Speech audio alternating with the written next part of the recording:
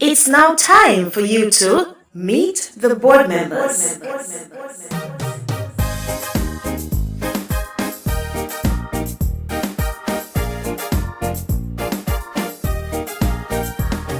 Welcome, and thank you for joining us on Meet the Board Members, where we seek to get up close and personal with the persons who sit on the Jamaica Society for the Blind's Board of Directors.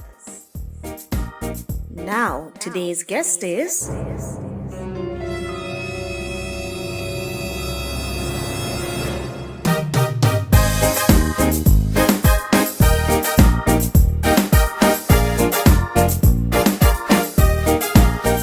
My name is Dyntie Davis, and I'm one of the board members of the Jamaica Society for the Blind. Well, after leaving the School for the Blind, I joined a group called the National Cultural Group for the Blind. As a matter of fact, I was one of the founding members of the National Cultural Group for the Blind, and we used to meet down by Central Avenue in Kingston Garden. And that's where the Jamaica Society for the Blind was. And that was 1979, right? And that's when I knew about the Jamaica Society for the Blind. But actually in those days, I figure more or less it was sighted persons that used to run this organization. So I knew one Miss Morgan, Adelcy James, and those persons were not blind. I think Patrick Poyser was there too as probably a messenger. He was the only visually impaired person I can remember back then. I'm from the parish of St. Thomas, residing in Kingston now. I have one son, he's 30 years old. Unfortunately, I can't boast of a granddad yet. Hopefully, I hope that will be in the future. And I was a part of the past student of the School for the Blind. Actually, I got blind at age 7 in the country, and they figured that would be it. And one day, when I was about 12 plus, I was huxing coconuts with a ratchet knife for that, and it slipped and I got a cut.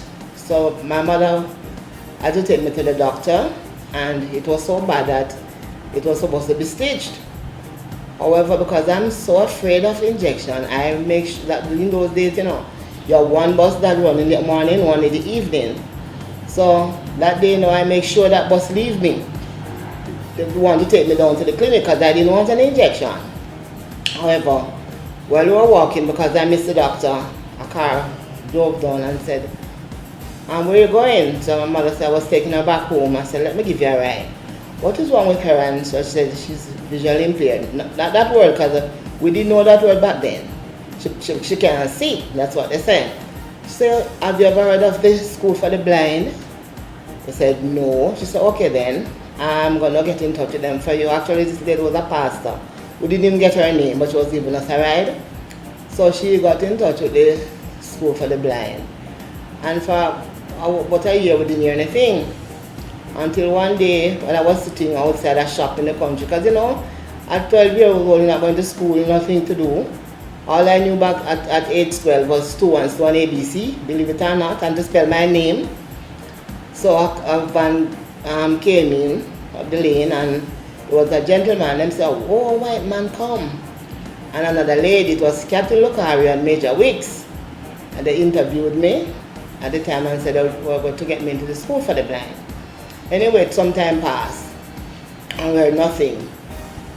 I don't know if it's a telegram back in those days, and they said somebody would be coming to get me on the 8th of February 1972. It was a Tuesday. I remember clearly, so I went to my sister in Bull Bay, and that's where they took me from. The parish council those days used to pay for you at the School for the Blind if your parents couldn't afford it.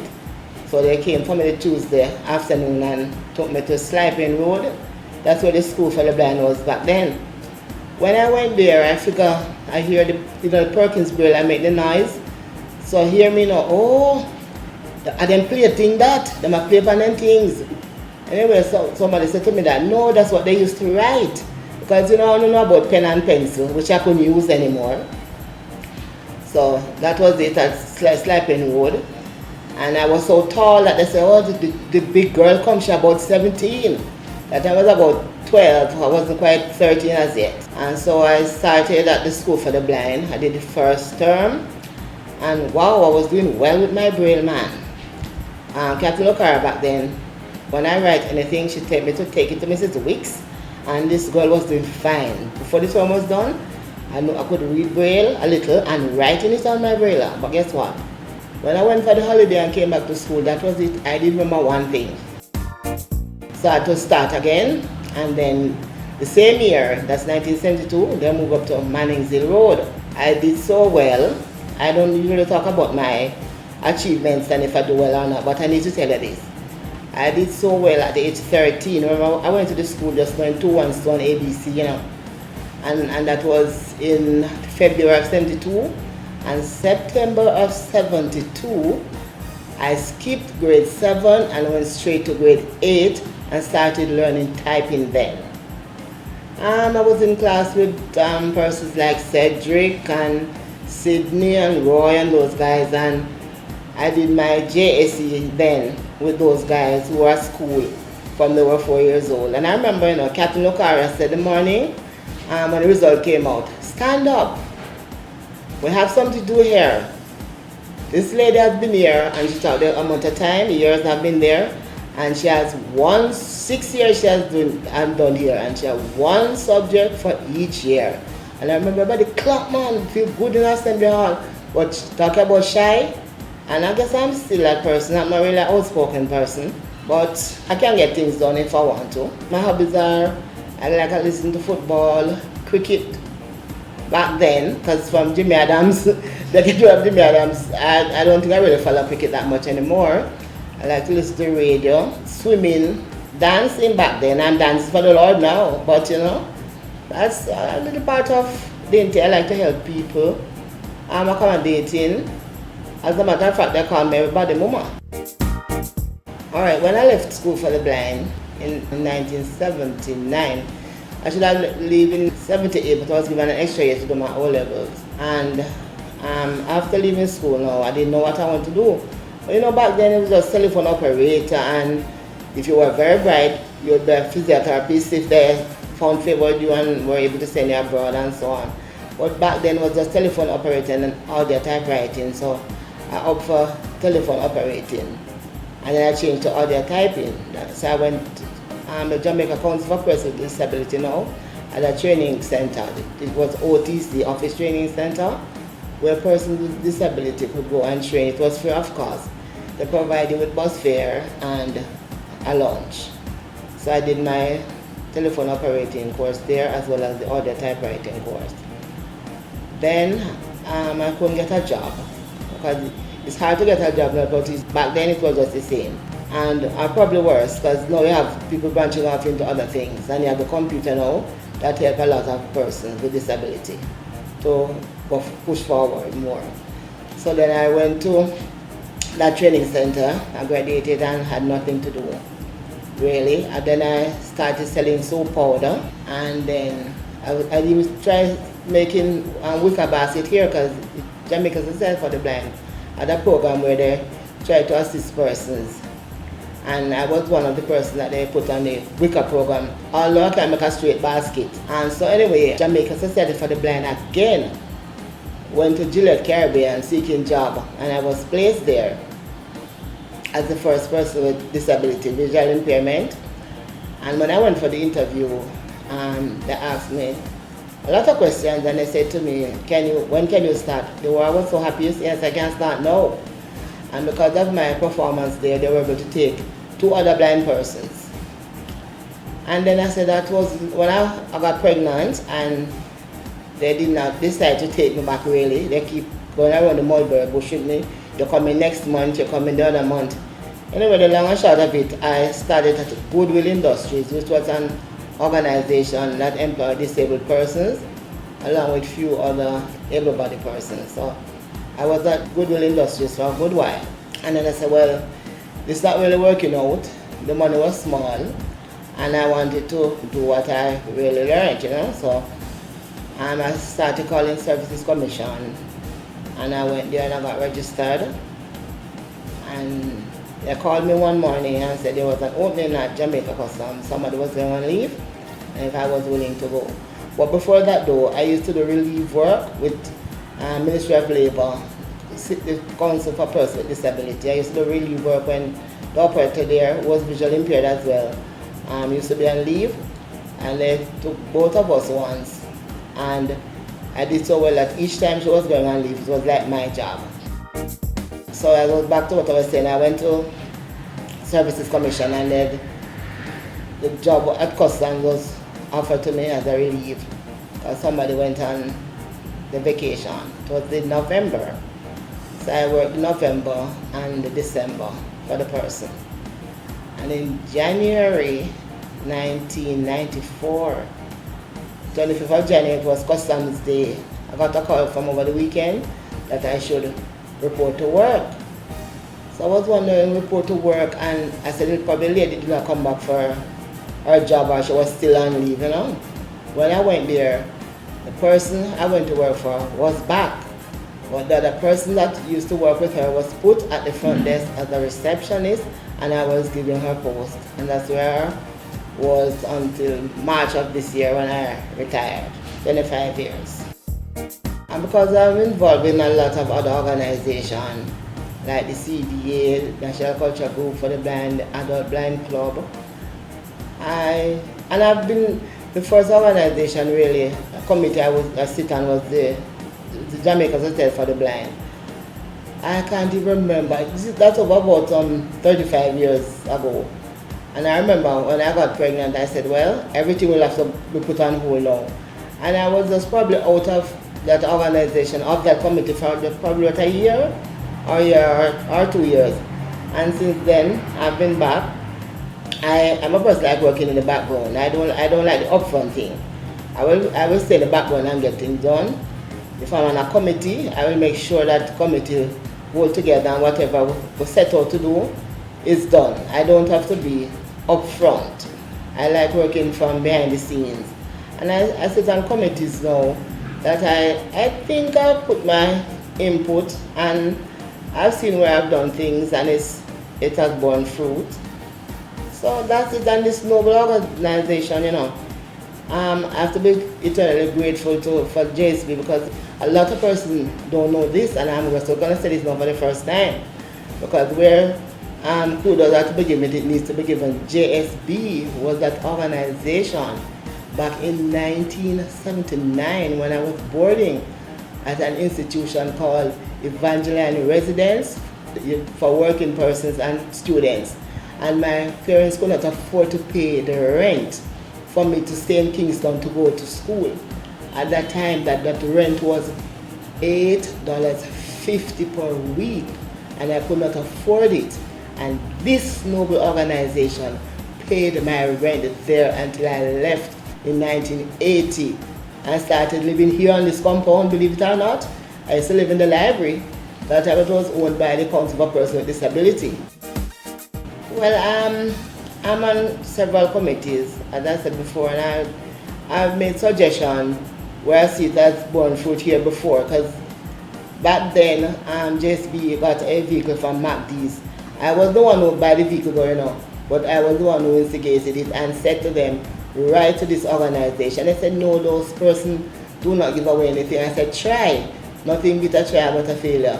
And they wrote to MacD's and they got the vehicle because of my insistence and saying to them, try MacD's. You know, nobody thought of them, and they did get through. As I said, I work behind the scenes. I will come up with ideas and pass it on to persons.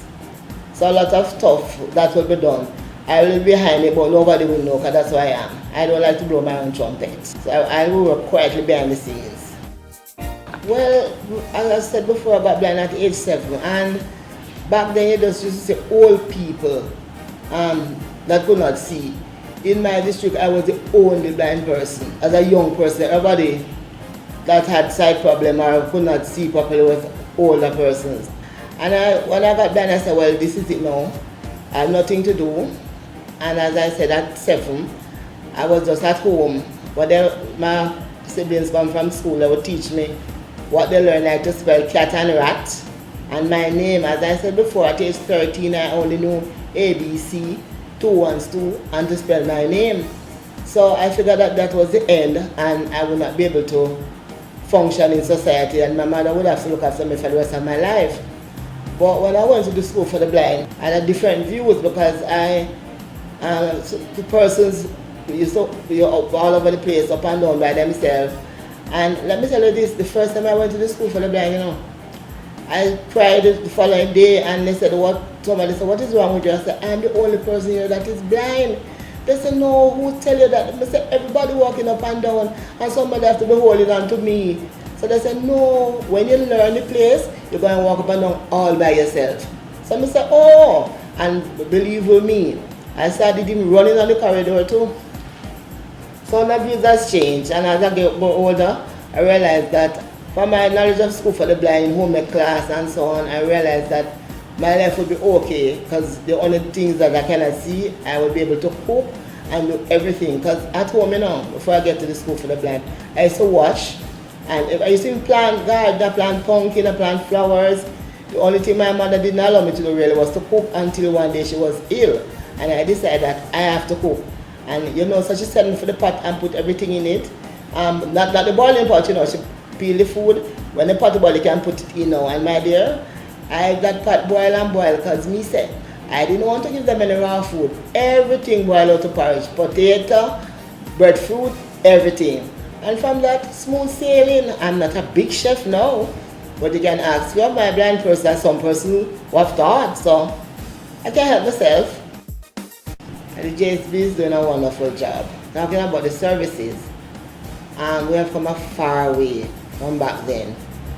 And I know that more can be done, but with time, things will be better because we have made great strides from back then.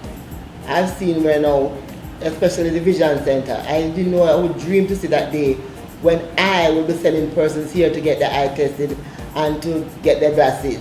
And I've sent up, not by my own trumpet, I've said before, I've sent a few persons well here and they're satisfied, but we need more service, like for those persons in the country person in the rural area really is the problem. No, they're really kind of left out really, and I guess it's because of our resources. We need human resource and other resources. We're not able to stretch so far, but I'm hoping to see the day, and I hope I live to see that day, that JSB will reach out to more parishes and have chapters where persons are looked after like us in Kingston. But we are doing great so far with the little resources that we have, and we'd like other persons to chip in and help us. But so far so good. We have to give God thanks for small mercies. Mercies have been expanding. Look at the Vision Center. Mobility is one of the big areas for me. Mobility is a big problem because a lot of persons are out there in the country and in Kingston as well, and they are not able to move around, and that's a problem. And the thing is, I know what the reason for this, because we don't have enough field officers. As a matter of fact, we only have one, and as I said before, resource money is the problem, because if we had money, we'd be able to employ a few more officers to put in more parishes, But that's a big problem right now, the service and mobility, because it's so important that you can move from your door to your gate and even to down the shop down the road. And with my favorite station, which is School FM. And when I go home in the evening, remember I'm not working now, but back then, the bed was my first thing. As I go home and put on my bag, I chuck it at the bed and turn on my radio and my fan. My phone, my fan, and my radio.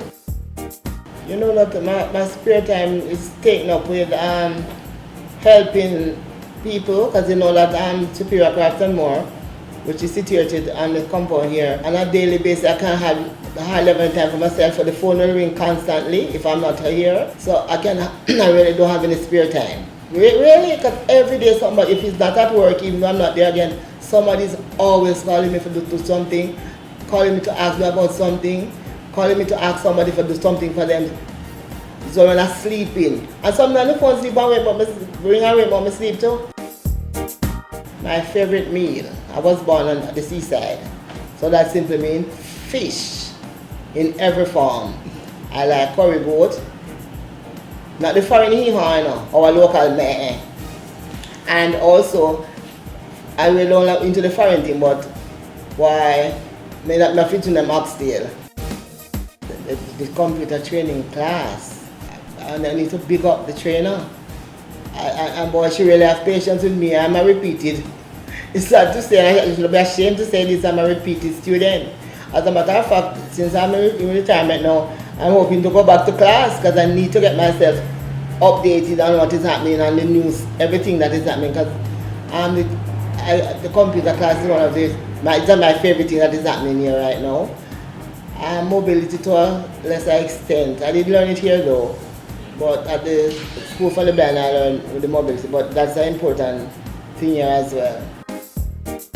To the clients first. When they come on this compound now, they need to be respectful, and especially in this COVID time, they need to keep the social distance. And it's not that we want to keep you off the compound or out of the organization, but really, if you don't really have anything especially at this time now, to come to JSB, stay at home. It's a serious time now. And so the staff, I just want to congratulate them and to thank them for putting up with us with the small, I am going to say it, the small measly fee that they get for, it's not, you know, to call it fee, but they pay. Under the circumstances, they're doing a wonderful job and they could go elsewhere to find employment, but they try to just stick it out. That is show commitment. And I think we need to do more for them, but in the future. And we just want to thank them for sticking it out with us and to really performing at optimum level, even if circumstances are trying.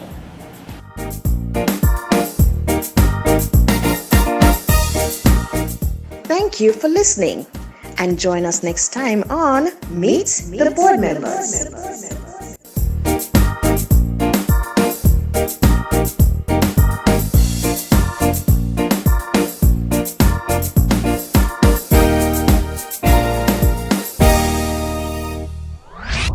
This has been a production of the JSB Library.